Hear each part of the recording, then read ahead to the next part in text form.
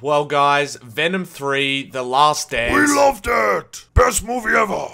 We did not love this movie, I've gotta say, guys. The film follows Eddie and Venom, who are on the run, hunted by both of their worlds, and with the net closing in, the duo are forced into a devastating decision that will bring the curtain down on Venom and Eddie's last dance. I find it so hard to accept in these films that the casting of Tom Hardy and his dynamic with Venom is so good, but the stories around them are so bad. I can't claim to be an expert in Venom literature, I haven't read the comics, but surely there are better stories to tell with him than this that don't involve Spider-Man. But anyway, let's get into the nitty-gritty of The Last Dance. I really could not believe how much of this movie was, hi, my name's this character, here's my convenient 5-second character backstory, exposition, exposition, oh, did you forget about that exposition we just gave you? Here's some more exposition, exposition. There were so many forgettable, silly,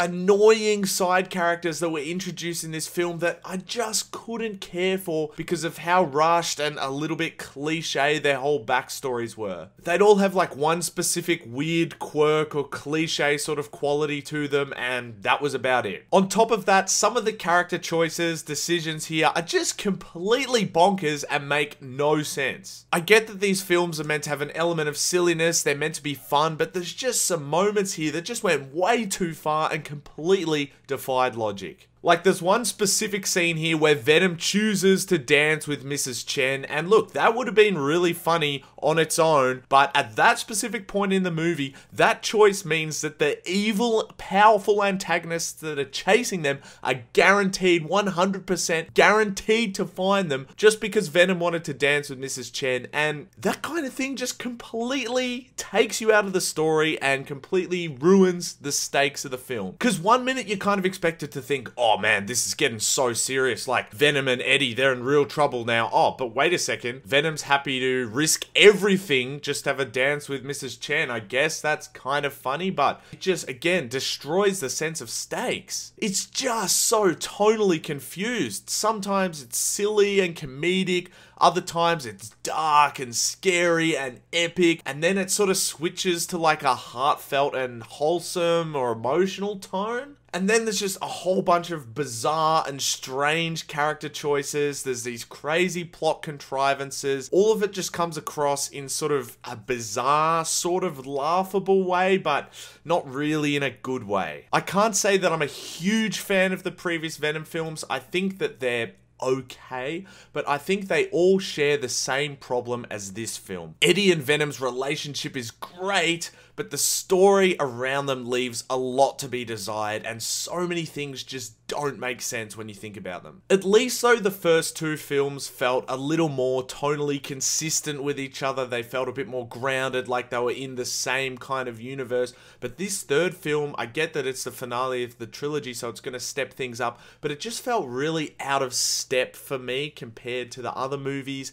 and that felt a little bit jarring. I think they could have fixed that by introducing this overarching kind of threat that's introduced in Venom: The Last Dance in the previous two movies. That would have helped a bit, but there was like no mention off the top of my head of this whole overarching evil thing coming after them, so yeah, that kind of didn't work for me. But guys, I can't say that I had a terrible time watching this. I did laugh at a few moments. The casino scene was pretty funny, and it's mildly entertaining. But in the end, there's just so much CGI gobbledygook. The villains are just really underdeveloped. Some key character decisions don't really make sense, and it's just a bit of a mess. Like, was I meant to feel sad at the end? Because I kind of wasn't really feeling it. I was almost laughing a bit. I do really hate to see it, but I asked people in my movie group chat, do you want to come and see this movie with me? Barely anyone was interested. Also, in the actual cinema screening itself, it's opening night and barely anyone was in the cinema.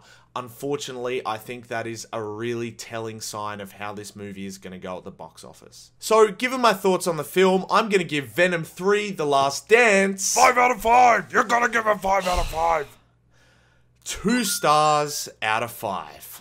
I feel like there was so much potential for this character. Tom Hardy is great as Venom in my opinion, and I would have loved to have seen him introduced into the MCU. I think you could have done so many fun things with that, but sadly, it just doesn't look like it's going to happen. So guys, did you see Venom 3? Are you going to go and watch it in cinemas? Please let me know down in the comments. Otherwise, please subscribe for some better movie recommendations from me coming soon, and I'll see you in the next one.